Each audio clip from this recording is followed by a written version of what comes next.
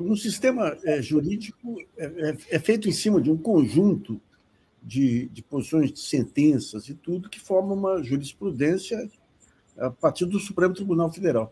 Nos últimos tempos, nos últimos anos, talvez mais que anos, a gente tem visto no Tribunal de Justiça de São Paulo e outros tribunais, assim, muitas vezes desconsiderando o que é decidido no Supremo Tribunal Federal, mas nada que se assemelhe ao que está ocorrendo com o Tribunal Regional Federal da 4ª Região, lá em Porto Alegre, que desobedeceu expressamente uma ordem do ministro Ricardo Lewandowski e agora volta a desobedecer uma ordem do ministro Dias Toffoli, afastando o juiz Eduardo Apio, que tinha sido locado na 13ª vara lá.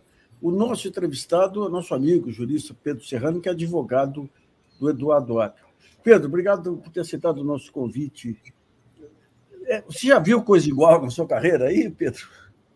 Eu acho que é um enfrentamento muito imediato, né? Veja que o ministro Toffoli, por exemplo, adotou aquela decisão de invalidar, parcialmente, pelo menos, a leniência do Odebrecht, alegando ou determinando, o ministro Lewandowski já vinha fazendo, quer dizer, de determinar que são inválidas as provas lá trazidas pelo Odebrecht, ou trazidas na delação do Odebrecht, aquele MyWebDay, etc., aqueles sistemas de prova, por causa de um problema grave que houve na cadeia de custódia e por uma série de outras questões. E também o ministro Toffoli se utilizou, inclusive, das gravações lá da spoofing, lá do hackeamento que houve, que originou a spoofing, para mostrar que houve fraude ali, etc. Tal, né? Inclusive foi criticado aí, por exemplo, por editorial do Globo, por ter usado, segundo o Globo, provas ilícitas. Ora, a prova ilícita não se pode usar para condenar alguém, mas não para anular um juízo em favor de réus e de investigados. Isso em qualquer país civilizado do mundo, né? Imagine se alguém nos grava, eu e você, e uma terceira pessoa é acusada de ter te matado. Agora a pessoa gravou você falando, então prova que você está vivo. Aí não pode utilizar essa prova para inocentar o outro. Quer dizer, então é evidente que isso é uma decorrência óbvia. Quer dizer, você não pode usar provas ilícitas para condenar alguém. Agora, para você invalidar processos, etc., você pode sim, né? Deve, aliás. Né?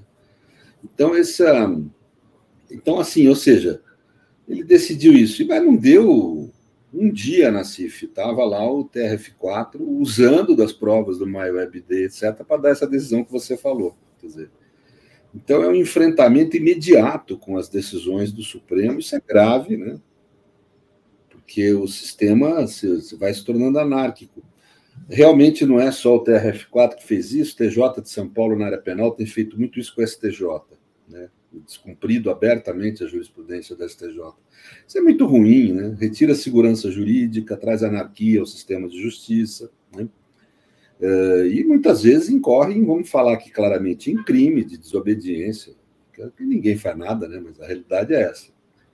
Então, ali, mas no TRF4 está havendo um cotidiano enfrentamento às decisões do Supremo como se fosse uma resistência em favor da Lava Jato, eu diria. Né? Loucura.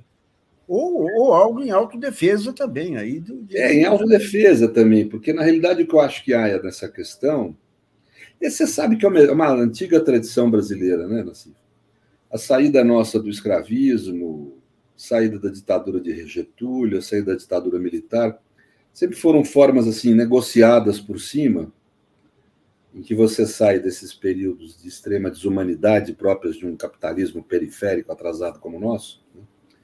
E você sai de uma forma, por uma transição pacífica e negociada pelas elites, em que normalmente o conteúdo estrutural é sempre o mesmo. Você satisfaz os interesses privados, mas você não equaciona a questão da justiça pública.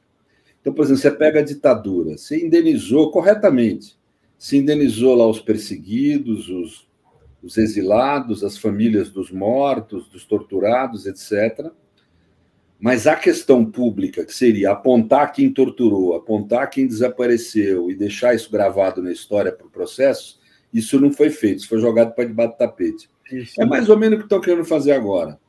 Quer dizer, vão anular os casos advindos do Lava Jato, porque não tem como sustentar. No futuro, vai ver gente se indenizando por causa disso. Mas o problema público é apontar quem foram os responsáveis, quem cometeu os abusos e crimes, isso não vai ser. Eles estão querendo jogar para debaixo do tapete. Essa é a estratégia do TRF4.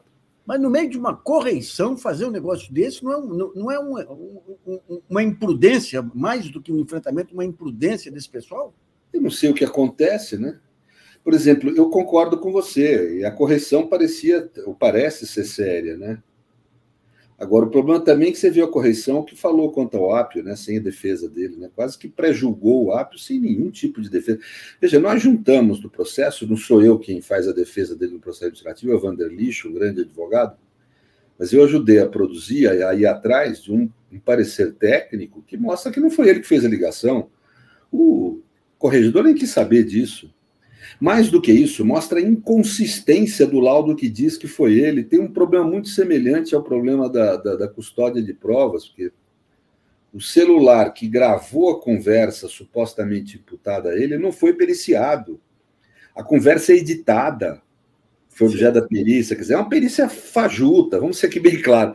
Então, ou seja, mas de qualquer forma, já pré-julgou ele sem nenhum direito de defesa. E convenhamos, mesmo que fosse verdadeiro, jamais justificaria afastá-lo da carreira, né? Num país como o nosso. Então, não sei, cara, quer dizer, então, não sei, assim, eu estou achando que tem uma parte do sistema de justiça que claramente quer jogar para debaixo do tapete os crimes cometidos pela Lava Jato. Queria colocar isso. E isso é da nossa tradição. A gente equaciona os problemas privados, então você vai ver, os processos vão ser anulados, não sei o quê, não sei o quê. Mas o problema público, que é onde o Apio mexeu, porque mandou abrir investigações, quer se jogar para debaixo do tapete. Agora, Pedro, o Apio, um dos pontos que aparece aí é a destruição dos HDs aí do sistema Drauzio. Isso aí não é destruição de provas? É claro, é gravíssimo. Né? E outra coisa, tem aí problema de desvio de dinheiro de conta que estão falando na mídia, precisa, né, e que o Apio trouxe ao processo. Você precisa ver, tem uma série de ilícitos aí, né, graves. Né? O Tacla Duran, ele aponta condutas graves também, ele imputa corrupção, extorsão. Precisa ser apurado isso. Até agora não apuraram o que o sujeito traz. Ele traz lá documentos e depoimento, ele é um cidadão depondo. Quer dizer, que não deixam nem apurar. É o que houve na ditadura. Deram uma anistia, não deixaram nem apurar, para não apontar quem foram os responsáveis. Quer dizer. Então eu acho que é a mesma estratégia. Sabe?